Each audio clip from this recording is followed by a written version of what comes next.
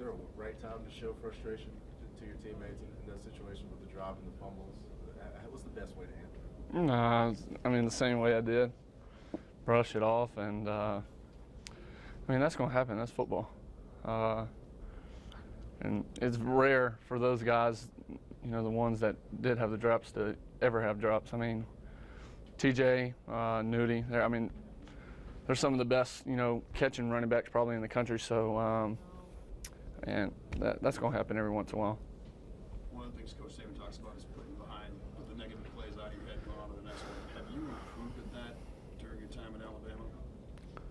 Well, yeah, I've been here for 5 years now, so 3 as a starter. So I mean, negative plays don't bother me one bit. I mean, it's going to happen. I mean, it's the same way as, you know, good plays though. I think once a good play happens, celebrate and then let it go. Can't, you know, trying to relive it. Just midway point of the season, 6 more games to play in the regular season. Just where do you feel like you guys are at right now? Halfway through the season. That's about it, really. I mean, I don't try to compare or see where our offense is, numbers-wise or anything. I mean, we can keep getting better, and we know that. So we got to keep pushing for that. How much of a step forward was it to see Amari's performance against Kentucky? Kevin just said it was a confidence boost for him. Yeah, I mean, it's good for him anytime, you know, he's able to get the ball in his hands and, you know, make some yards after the catch. So it was good to see him get back into everything, and we were able to find him and get him the ball. So he did a good job of getting open and making some plays. AJ, after Grant got that false start penalty, you went to the sidelines, and I guess you've known Coach Saban long enough to know that if he has to burn a timeout to make a teaching point, that there's going to be maybe some yelling and screaming involved. All right. What are you thinking when you go to the huddle and he's about to blow a fuse like that? If it's not on me, I don't really care. That's their fault. But I mean, that's Coach Saban. I mean, he's there to teach us, and you know, I think it showed national championship year against LSU. We had one penalty with like 1 minute and 36 seconds left or something like that, and you know, he blew a fuse in. So he's always teaching. It's never, you know, a let-off moment for him, and that's the way our team's learned, and you know, we've kind of grown to match at the same time, and I think it's, you know, what helps us be, you know, as good of a team as we want to be. No doubt you've got a ton of receivers that can make plays for you on a given pass play for you. Do they all come back to you in the huddle and say, "Hey, I'm open"? How do you know, satisfy all of them? Because like everything else, when it comes to a football player, they all think that they're there to make plays and can make plays. No, like I said, I've been here long enough, and I've started more games than any of those guys. So I mean, they're going to listen to me. They're not going to come back and tell me. I mean, they might give me some input on, you know, hey, watch out for this on this play, the safety. But I mean, they're not going to come back to the huddle and say I'm open, throw me the ball. We're not going to do that. Thanks, AJ. All right.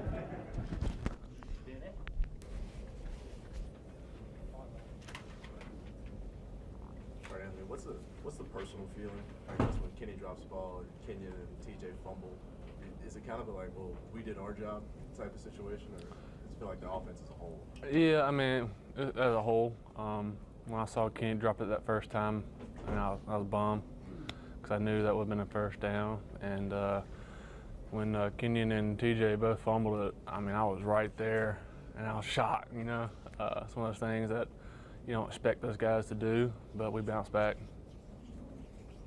That's one thing Coach Saban talks about all the time is putting the negative play behind you and focusing on the next play. Is that something that you've improved upon personally at your time in Alabama? Yeah, you know, since I've been here, I've you know, everybody makes mistakes, but you learn as you go. And for example, when Chad had that holding call out there, I told him just forget about it, go to the next play. Don't worry about it and make up for it the next play. And I think he did. Just midway point of the season, 6 games in, 6 more to go. Just where do you think you guys are at, and where do you need to go from here? You know, it's hard to say. Right now, I feel pretty comfortable where we're at right now, though. But as a team, we still can improve. I think we played pretty well this past weekend, and hopefully we can keep going and keep winning. How far have you come then, from game 1 to where you are now? I think as a unit overall, we've made a couple steps forward. We still have a couple things to improve on, catching and fumbles and blocking up front. We can always get better, and we know that. Is it frustrating to have drives like you did the first 3 drives and go all the way down there and turn the ball over and not finish drives? Oh yeah, that's what me and a couple of guys on the offensive line were talking about when it was 24-0 at half. We're sitting there thinking we should at least have 2 more touchdowns on them, and that's frustrating as the unit up front. But we're here this week to get better at that. What's Grant like athletically? Is he just at a different level than a lot of freshmen? Yeah, I think he is. Mentally, he likes to work hard. You know, he has the work ethics to start here for us. And but he's like any other freshman. He gets nervous. So, but that's what I was telling Coach, and he told me I'll just come in time. More games he'll play in, that better he'll get, and less nervous he'll get. Cyrus said after the game, the saying that you guys have is keep chopping the tree, it'll eventually fall down. Something like that.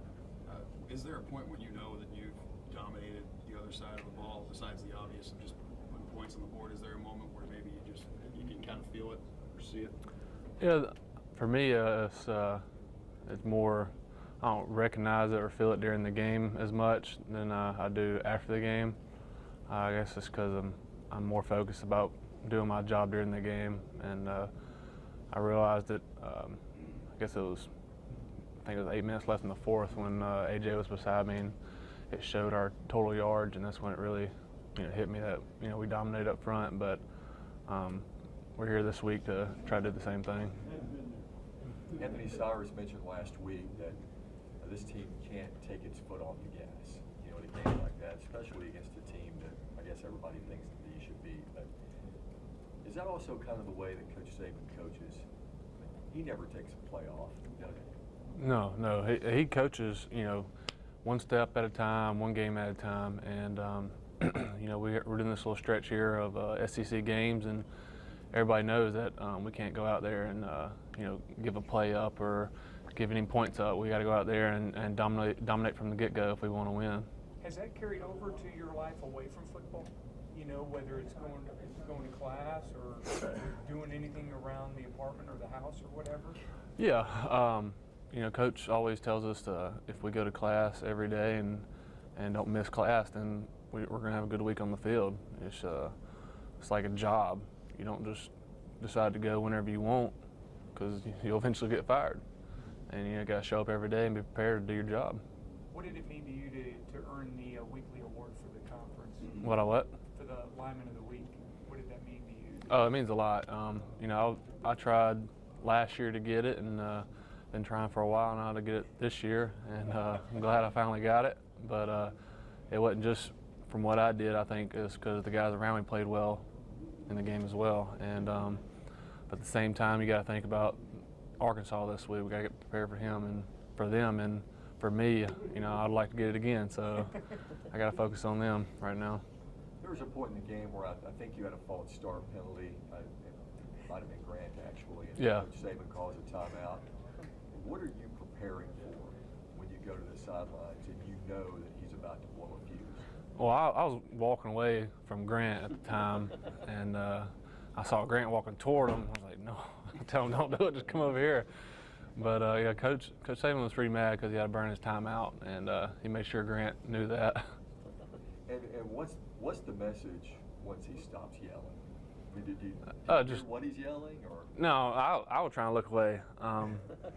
I can hear bits and pieces of what he was saying, but it was just Grant was nervous, and he let I think they were bringing a blitz on our side, and Grant just yelled at the offensive line to let everybody know. and it kind of threw him off balance with the snap count, and that's really what it was. But coach knew that he was nervous. Have you ever been on the receiving end of one of those? I don't think so. I'm sure I have. I just don't remember. I try to avoid those as much as possible. Thanks, man.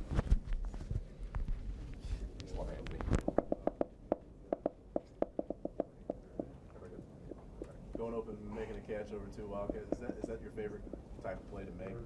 Or would it be like a regular catch situation? Man, my favorite type of plays to make is basically to make the play, to get the team going. I feel like, you know, we was down a little bit because of the 2 fumbles, but, you know, we told each other we can't get down, man. We got to keep going. Got a lot more ball play to play. And, you know, when I seen that ball in the air, I knew it was my opportunity. I was going to go up and get it. Something Coach Saban talks about all the time is, you know, moving on to the next play, putting the mistake behind you, the negative plays. How much better have you gotten at actually doing that during your time at Alabama? Well, a lot better. You know, being at practice, we have a lot of drop balls, we have a lot of fumbles, but then it's practice. It's kind of supposed to happen at practice, you know. But then it's something you can fix, something you can work on, so it don't carry on to the game. And just being able to overcome all that is just is great for us because it can help us down the stretch. Hopefully we don't, you know, fumble or, you know, have any turnovers down the stretch, you know. With all the good receivers you guys had, you know, everyone's been making plays. Is there a little bit kind of like a friendly competition to kind of one-up each other and practice in the games? It's always a competition at the wide receiver position, man. D'Andre White, he was mad at me, you know, this weekend because I had 1 more yard than him. But it's always friendly competition, man. We love it too because, you know, it helps us work harder, and then we know once the opportunity comes, we got to take advantage of it because the next person is going to talk about it. Because if you have more yards than you, have more catches, have more touchdowns or whatever, and then it's going to be in your ear the whole week until you able to beat them out next week. Is that some ways that you find motivation? I mean, when you had the success that you guys have had over the course of your time here at Alabama, that you have to find things to get you to go, get your attention, get you motivated, things like that, whether it's competition amongst yourself as a group or whatever? Definitely. It's definitely motivation. To be honest, for me, just being able to get better, you know, that's always a motivation to me because I feel like I can always find something to work on, which there is always something to work on. You know, you can never be, you know, too great.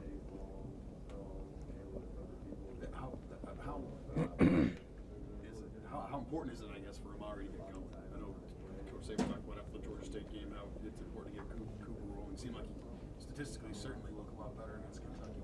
Definitely.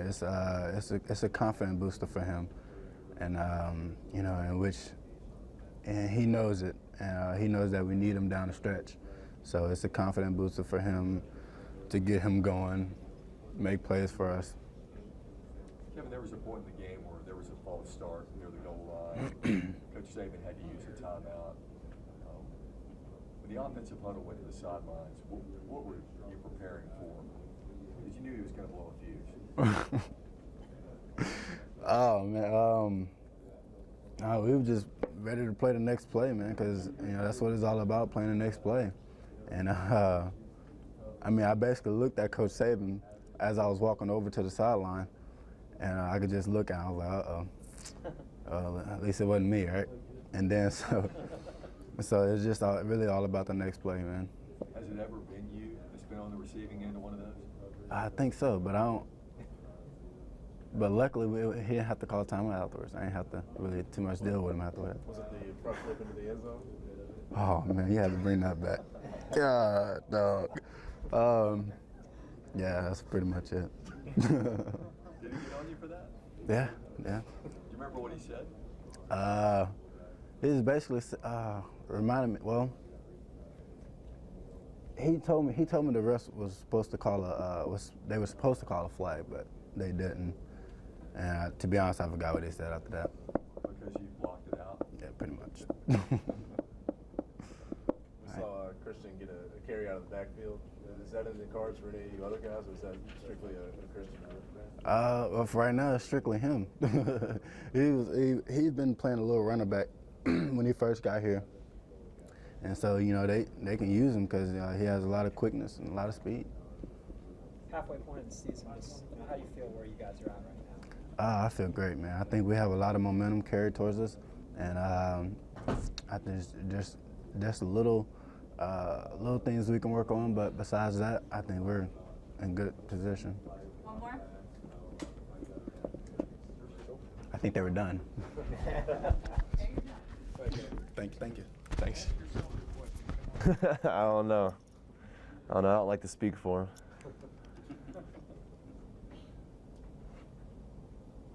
After the game, CJ had said that the play they scored a touchdown on was something you guys had worked on all week, and it's kind of frustrating that happened. Specifically, what went wrong? You know, certain people didn't get their gaps up front. Certain people didn't cover exactly like we wanted to. We wanted to do it a certain way, and we didn't do it to that specifics. And when you rep it during practice week, and you know that they're going to do it, it is really frustrating, and it's something that we got to learn to grow from. We got to mature in that sense, that when Coach Saban and Coach Smart rep something and they teach us something and they tell us that they're going to do it, and then they go out there and do it, and we don't perform like we need to, we know that's not acceptable. And it is really frustrating, and you know we got to grow from that. And even extra frustrating that that zero got taken off the board. How much did those shutouts kind of raise you up in pride? You know, it's just the Bama way. And like I said after the game, if Rolando, Mark, Dante, Robert Lester, if they were here, you know, they would have been really frustrated and really mad at us that we gave up that 7 points, and especially a touchdown at that point. And it's just not acceptable by our standards. One of the things that Coach Saban constantly talks about is putting the negative plays behind you and going on to the next play. Have you improved on doing that since you've been in Alabama? Definitely. You know, when you come from high school, you expect yourself to be perfect every single play, and you come into the SEC and you're not. There's great talent around you, and they're gonna make plays, and you got to be mature enough, like I said, to bounce back from that and almost have amnesia, or as Coach Saban says, turn the page. You know, they made that play. We went to the sidelines, corrected it, took the yelling, and then understood what we needed to do, and came back out there and performed like we needed to perform. Still, through 6 games, Vinny, 5 of your opponents you've held to 10 points or less. You've got to at least be pleased with your defense so far. You know, we are pleased, but you always got to get better. And you never want to give up points, no matter who it is, no matter who you're playing. You want to be perfect. And that's just something Coach Saban's rubbed off on us. And, you know, we want to be complete competitors at every single point of the game. You know, even if we're up 100-0, we want to make sure that even the second-string guys do the Bama way, do the Bama standard, complete the process like Coach Saban says every single time. And, you know, we can't ever get too good or too perfect at something. You know, we can always get better. And I feel like that's what Coach Saban wants us to do. When you have a team like Arkansas that lost 52-7 at home, and they're coming here,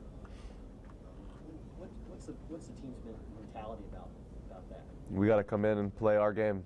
You know, we don't really care about who the team we're playing is. We want to go out there and play our best performance every single week and do the best things that we can do. You know, they're a great team. They have great passing threat. They have a good running backs, a good defense, great coached. They're going to come in and bring us their best, like every single team does. And we got to go out there and perform to our standard. Is winning enough, or do you want to prove more to an opposing team? You know, we watched a video a couple weeks ago on Coach Saban in 2007 when he came here, and he said every single week we want a team to say we never want to play those guys again. And I feel like that's what we want to do as a defense. We want to make sure that when we come out there and play a game, we want them to say after the game, we don't want to play those guys again. They physically beat us. And I feel like that's something that me, CJ, and everybody on the defensive side have really tried to instill in the younger guys, that that's what we want to do every single week. We want to be the physical presence on the field. 2 more. Anybody else have any? I guess a couple weeks ago, Bradley had a ball that he went up for, tried to get a pick, simultaneous possession thing. And I think on the first possession, he had a pass breakup. For you personally, how do you make that choice during the play, when to go for the swipe, when to go for the interception? You know, it's really just a moment thing. If you feel like you can get possession of the ball and go up and get it, then it's just an instinctual thing, really. Whenever the receiver has his hands on the ball already, I feel like that's automatic pass breakup instincts. And I feel like that's what Bradley saw. He turned around, the guy had the ball in his hands, and he went and just knocked the ball out. And, he played a great game. They gave him that pass interference call, but I still back him up to this point. I feel like he was perfect around the spot, hit the ball out. Great game all around by the secondary. I feel like we can definitely improve, but, we came out and did pretty good for a couple of guys that just came in. And how was Eddie and all those guys over there that play opposite Dion during the week of practice? What are they like? Is it contentious at all between them? Everybody's competitive. Dion's competitive with Eddie. Eddie's competitive with Bradley, and Bradley's competitive with Dion. It's just a cycle. I'm competitive with Landon. We go out there and everybody's trying to get as many picks and as many batted balls as they can, and we get that turnover sheet the next day, and we all kind of brag to each other who won the day before. And then, the next day is a new day. So, we're really competitive in the back end, and we try to get everybody better by competing against each other. So, that's something we really harp on. Who's AJ competitive with? They're definitely competitive with the defensive backs. Definitely with John Fulton. They try to see who the real number 10 is, I guess you'd say.